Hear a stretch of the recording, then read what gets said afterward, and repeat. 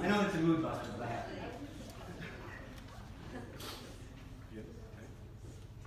I'm Antonio Sakai, presenting with Donavan Carlson and Parker Rogers. Our presentation is a skit based around a mock class presidential debate where we discuss the tactics used by presidential candidates in advertising. Our thesis is that presidential candidates use fear-mongering to vilify opposing candidates when it is more productive for our country to have candidates that respect each other and don't rely on personally attacking each other to strengthen their side.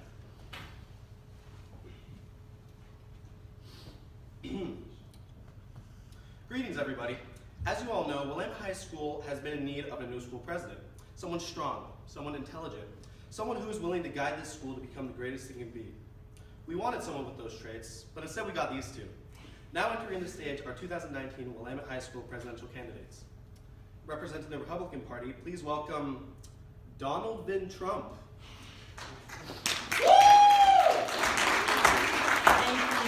Thank you, you're too kind.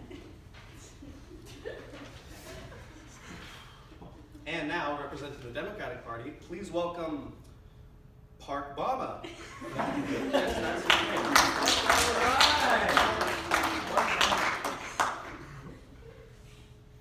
My fellow Americans, I would just like to say how happy I am to be here today. All right, without further ado, let's get this debate started. Wait, I'm not ready. Testing, testing, 1, 2, 1, 2. Donaldvan Trump in the house. Okay, now I'm ready. Okay then, Mr. Trump, you will begin. Of course I will. I'm always first. We all want to know, what are your opinions on immigration policy? Well, I plan to build a wall so we You can... can't do that! Hey, I didn't even get to finish what I... Boo! Oh, be quiet. Now if I make suck. it... Bruh. Aren't you going to tell them to stop? No, this is funny. Come on. Fine, fine. Settle down, everyone. Please, be respectful. There, now talk. Thank you. So, as many of you may know, I have been planning to build a large wall around the school. And how exactly would that benefit the school? We need a way to keep all those filthy Churchill kids out of my high school.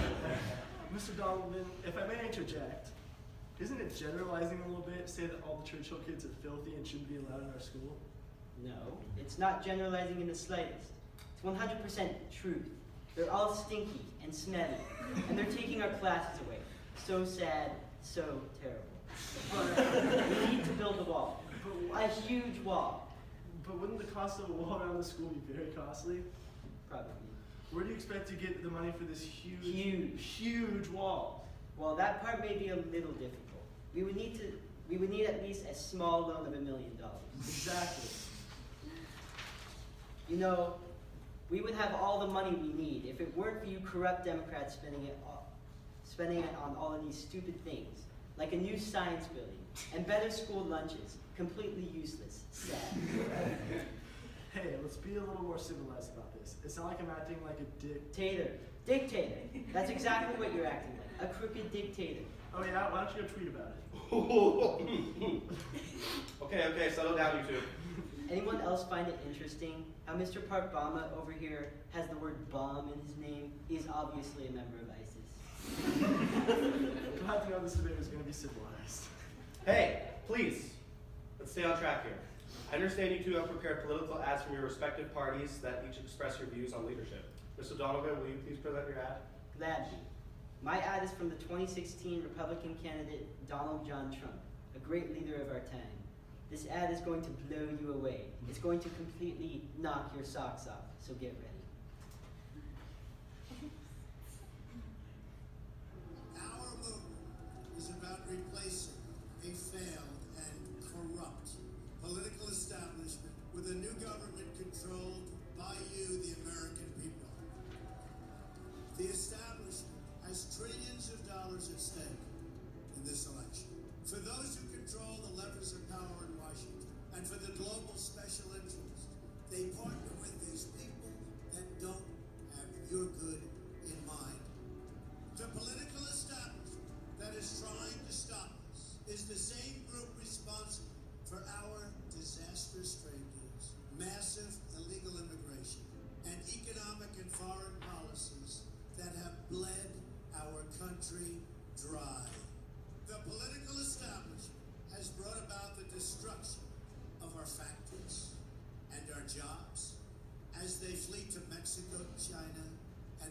countries all around the world.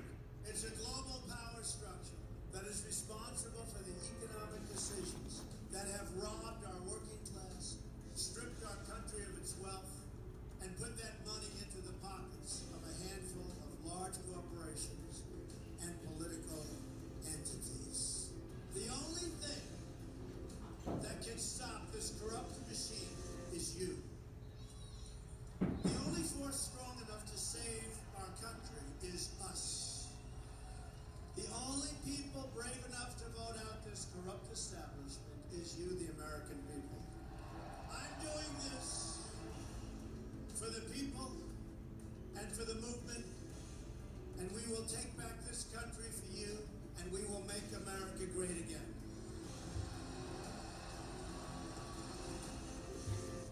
I'm Donald Trump, and I approve this message. Wow. That was something. Mr. Parkbama. Parkbama! Yes, Mr. Parkbama. Parkbama! You have 2 minutes. Parkbama! You have Park! 2 minutes. Bama! You have 2 minutes for a rebuttal statement. I think that's a little too much time. You may begin. Thank you, Mr. Donaldvan. The ad you presented seems to be keen on presenting us Democrats in a very negative way. The accurate way, yes. I recall the claim that we were running a corrupt political establishment, and it continues on, claiming that we're to blame for many of the problems that our country faces. That is correct. Don't you think it'd be a little frightening for the average viewer to hear this? Well, it's all true, isn't it? It all seems a little over-exaggerated to me. The way it Wrong. uses dark and washed-out colors and intense music Wrong. when showing the members of the Democratic Party fabricates a sense of fear within Wrong. the American people toward our party. And that's not to mention, it portrays candidate Hillary Clinton and some other Democrats as if they don't care the state of our country. Wrong. It claims that they're taking our tax dollars and either spending it on the wrong things or giving it out to more organizations and businesses. And the ad perfectly depicts the entire Democratic Party. Doesn't it pinpoint our party and business as the enemy? No. I doubt that our country would be happy to know they have propaganda tactics blatantly used against them. The ad is only stating facts. It's creating facts. The Democratic Party is corrupt and will stop at nothing to ruin this country. It all seems like by showing us this, you're trying to scare everyone into being against us. Hey, no. Wait, yeah, that's exactly what I intend to do. I take issue with that. As two separate parties, it's important to work together to achieve a common goal and improve the state of our country. We may not agree on the way things are run, but we'll accomplish more together individually. It's difficult to work together when one side is factually wrong about the way our country should be governed. Essentially, you're creating negative connotations of Democrats that harms our reputation as a political party.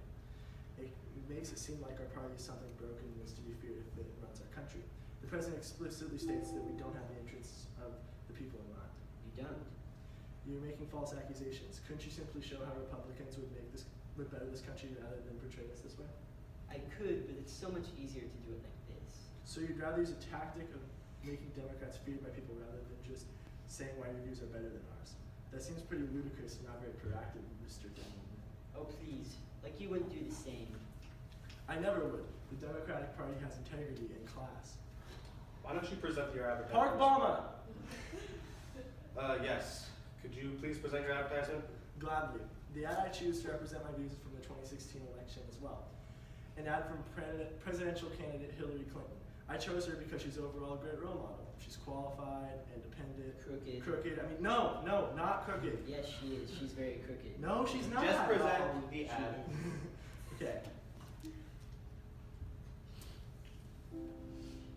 I love the old days. You know what they used to do to guys like that when they were in a place like this? They'd be carried out on a stretcher, folks. And you can tell them to go themselves. I could stand in the middle of Fifth Avenue and shoot somebody and I wouldn't lose any voters, okay? It's like incredible. When Mexico sends its people, they're bringing drugs, they're bringing crime, they're rapists. You know, you could see there was blood coming out of her eyes, blood coming out of her wherever. You gotta see this guy. Oh, I don't know what I said. Oh, I don't remember. Please don't lie, I don't remember. Our children and grandchildren will look back at this time, at the choices we are about to make, the goals we will strive for, the principles we will live by, and we need to make sure that they can be proud of us. I'm Hillary Clinton, and I approve this message. As you can see, us Democrats would never call out the opposition. Dang, that was good. Yep, thank you, thank you. Now, hold on. Call me crazy. You're crazy. Parkbama! Okay. That ad clearly portrayed the Republicans in the same way that they portray the Democrats, negatively. I have no idea what you're talking about. Yeah, it didn't do that. Donovan, I'm arguing in your favor. Oh, in that case, I agree with everything you just said. Mr. Donovan, what did you think about the way Donald Trump was represented in this advertisement? I think it was bad. And how does that make you feel? Very sad, very terrible. Could you maybe elaborate on that? Well, just like in Parkbama's advertisement, it seems the same tactic of fear-mongering is being used to appeal to the audience. Controversial clips from various Donald Trump speeches are being used to send the message that he is not meant to be president, and that his radical opinions need to be kept from the ears of an impressionable young audience around the country. Well, it's not like this ad is purposely showing imagery of young children watching the speeches to appeal to the sentimental values of parental figures, therefore using the plain folks propaganda technique to convey to the audience that if Donald Trump is elected, our children would have a terrible future, thus inciting fear with their viewers. That's exactly what it's doing. Okay, what's going on? What? Why have you guys been talking so formally out of nowhere? It sounds like you guys are doing an FOA presentation for Paul Stevers IB English 1 class.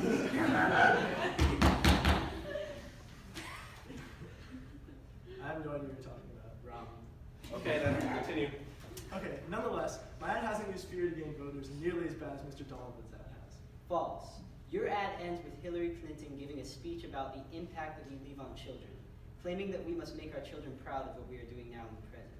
Yeah, I agree. It makes President Trump look even more like garbage, manipulating its audience of parents into voting for Clinton for the sake of their children's exposure to Trump. It also emphasizes fear, but is more upfront about it, given that it directly attacks Trump as a person rather than as a political leader.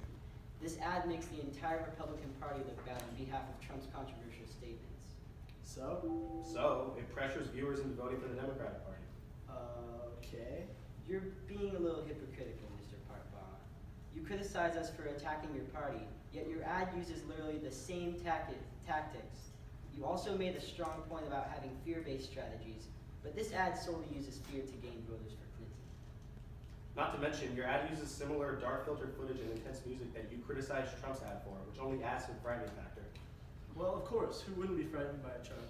He's the embodiment of a self-centered You maniac. take that back. That man is a blessing. A crazy blessing. Hey, guys, listen. What I've learned from these two ads is you two seem very keen on vilifying each other to make yourself look better by comparison. No, he's just stupid, and I'm way smarter.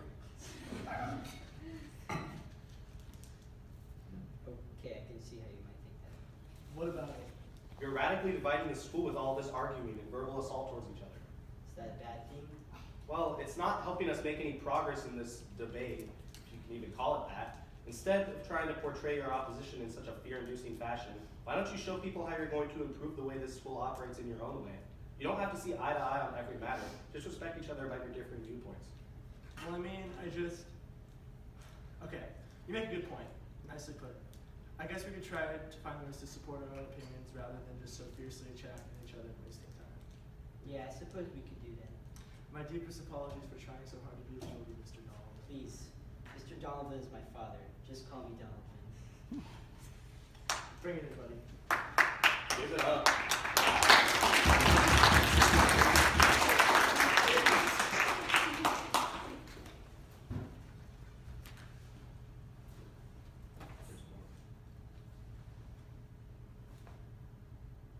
Oh. Wow, maybe Republicans and Democrats can work together and embrace their differences. Do all you Democrats smell so weird? Okay, you crossed the line. Dude, you're you suck. so orange. Why? Why are you Oh my like gosh, that? you Why are should you acting be like this? so Seriously, disgusting. why are you so orange? Thank Why you are for so watching our orange? presentation. Why? I don't get it. Why? Give it up next for Ammon Peterson. Sucks so much.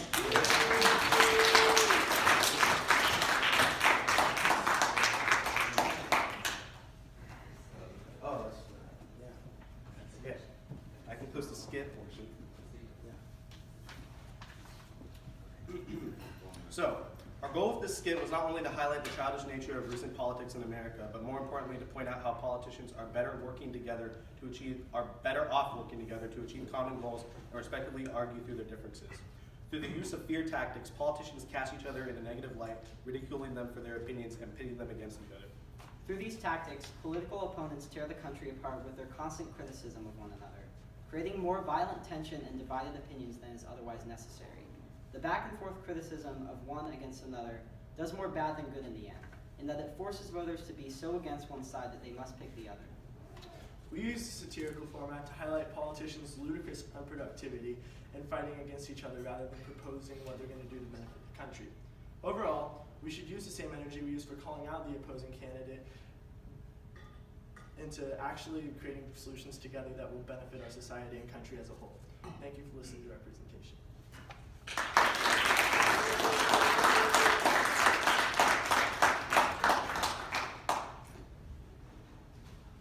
Okay, that's it.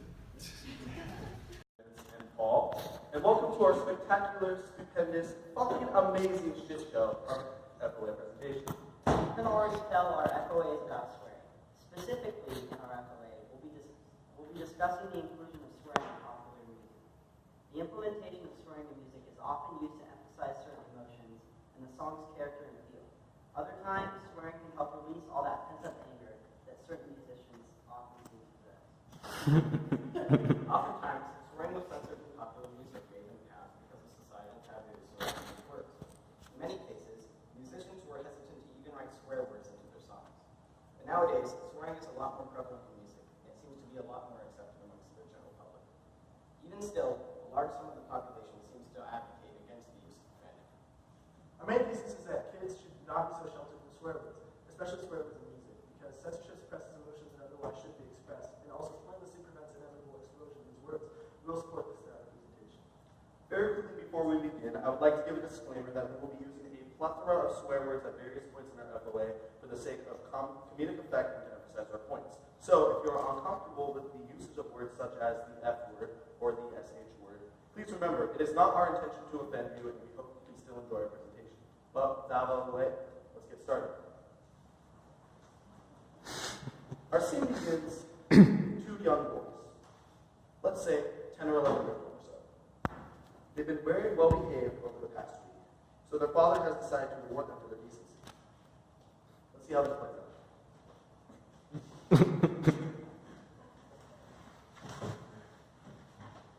You know, your boys have been so good lately. I decided to buy you this new thing with the trash so you can play around with it and whatnot. Wow, we a new portable speaker. That's right. Now your boys have fun while I go sit in my comfortable reclining chair and do the do other like that days. Okay, I can't wait to try out our new portable speaker. me neither. Let's try out our new portable speaker right now. Okay, what song should we play on our new portable speaker? We could play Thrift Shop by Macklemore and Ryan Lewis on our new portable speaker. Good idea. That song's relevant to Top 2019. Doesn't that song have... Fuck yeah, it does. Oh, let's fucking do this.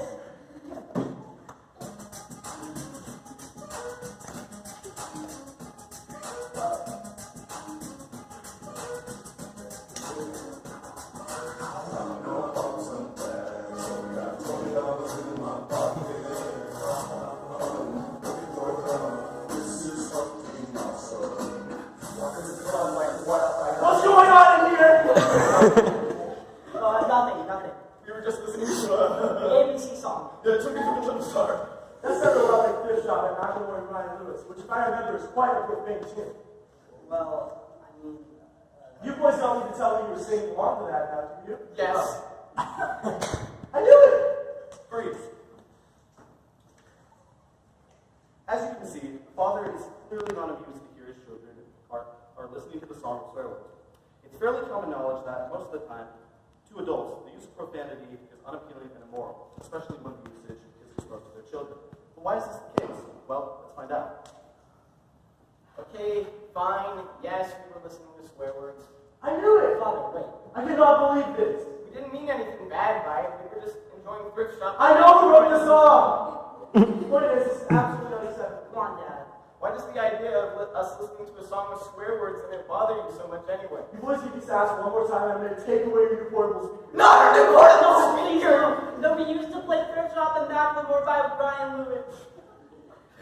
Dad, please, at least provide some evidence on the subject with the evidence from a reliable source.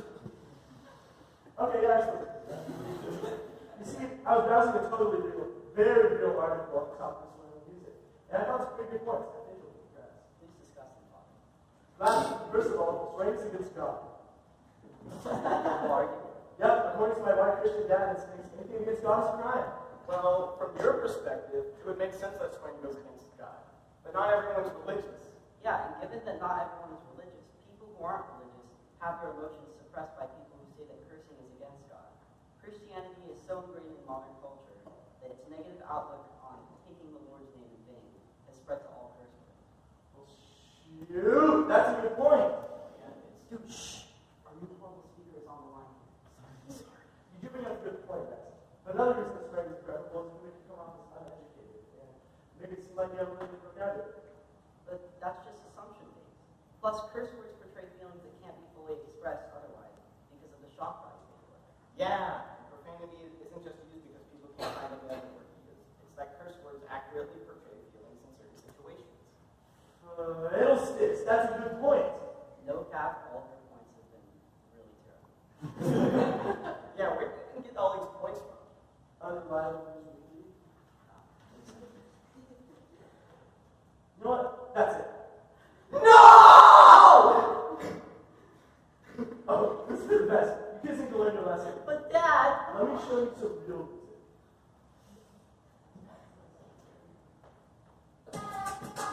Oh, no. Is this kid song?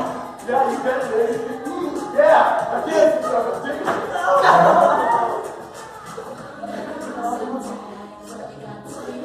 Breathe. Oftentimes, media will censor swear words that are used in popular music.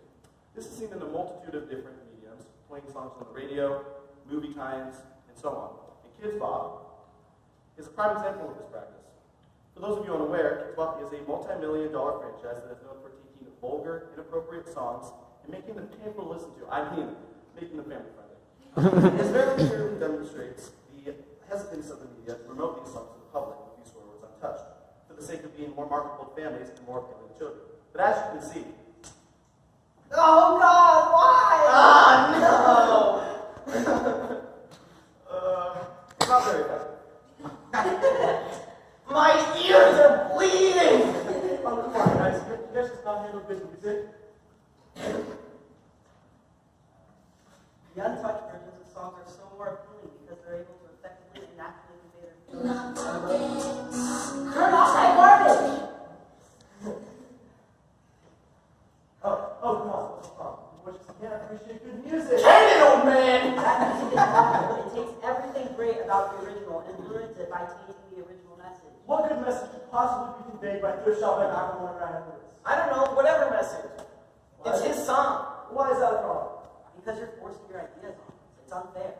We should be able to listen to music the way it was meant to be listened to, without censorship. Nowadays, our society holds curse words to an astronomically high standard, as if they are words that were supposed to be locked up in the dark room and never spoken of. This treatment can be harmful because, as we've established, it limits our vocabulary and range of expression. Okay, hold up. The boys are like, I know 11 years old. That's right. The point is, we're canceling our entire language. Why in Paul Seaver's IB English 1 class, of course. We've actually prepared some articles on the subject to present for you, Father. To support our argument. Oh, really? Well, go on then. Present. Gladly.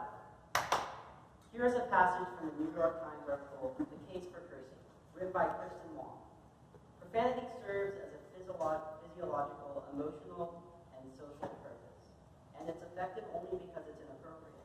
The paradox is that it's the very act of suppression of the language that creates those same taboos for the next generation. When did you boys learn to put a slideshow together? Shut up, Dad. Anyways, in summary, what she's trying to convey is that profanity is considered taboo because we hold it in such high regard. Therefore, profanity is just a cultural construct that perpetuates itself through time. Well, In social settings, swearing even has the ability to establish a connection between people.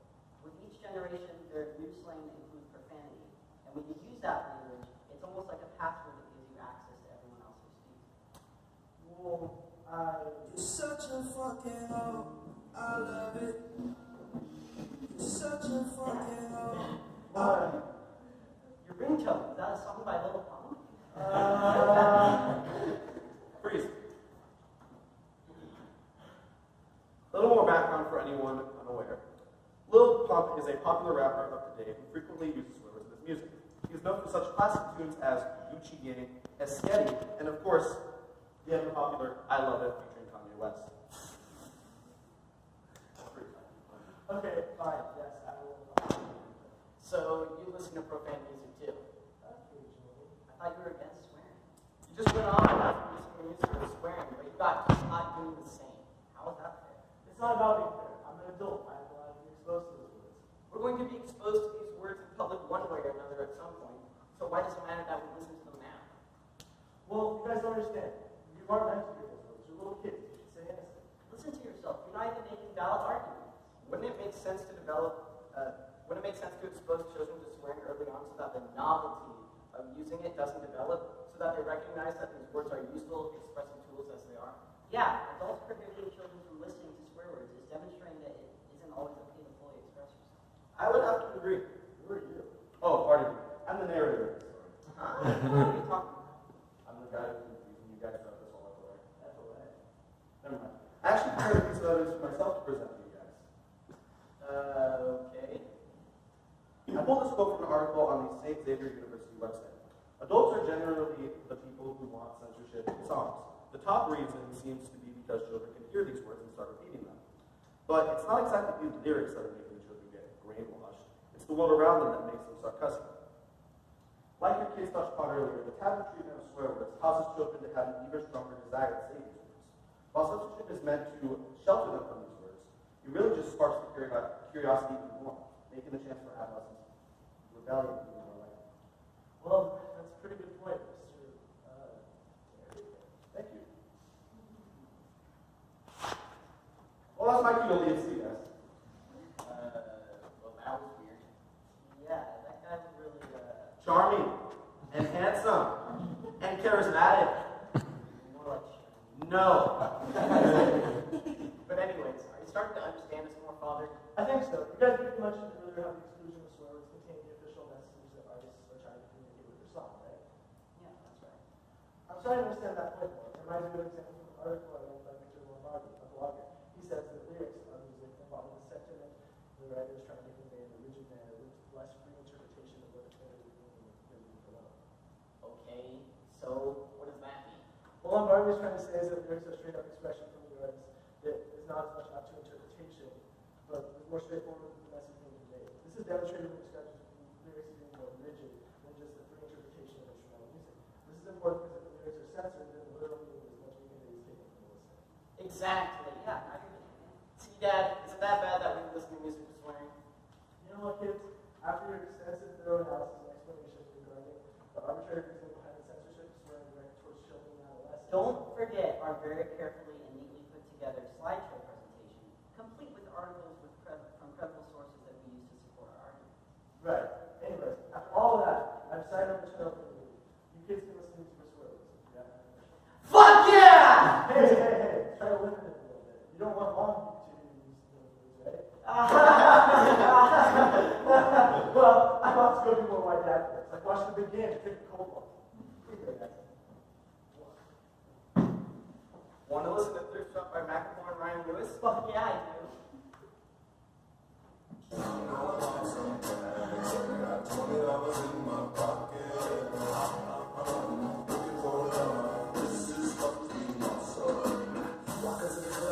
Good job, guys. Yeah.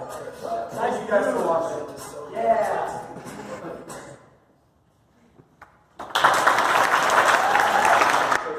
But before we leave, we wanted to discuss a little bit of what happened in the Disney environment, or why what we did what we did. Our goal in simulating a scenario with a dad schooling his kids for listening to music with swear words was to clearly portray how a parent would be upset with their children being exposed to profanity, and to emphasize that parents prefer when swear words are censored in music they listen to. We wanted to create a scenario where the children present strong points in favor of listening to music with swear words. To do so, we used multiple articles on the topic of inclusion of profanity in music to support the arguments of the children. Realistically, a parent would always be so lenient with their children for enforcing the rules. Even even if their kids try to use them with it. But for the sake of our students, we wanted to illustrate the development of character within the father as he gradually begins to understand the perspective of his children throughout the presentation of our argument. Overall, we wanted to show that oftentimes the censorship of swearing can have negative effects on a person in society. Censorship blocks the expression of emotion while also nullifying the punch that swearing packs when used in the right scenario. The censorship of swear words in music is ineffective because, either way, kids will eventually feel that exposure only makes them more curious, which may lead to them using more of these swear words as an act of rebellion. All in all, music society should be more open-minded in the use of swearing in media. Musicians use these words for a reason, and we as a society give them power. The opposition to swear words causes people to say them more often because of their shock value. So next time you hear fuck in a song, don't cry, maybe think about why they use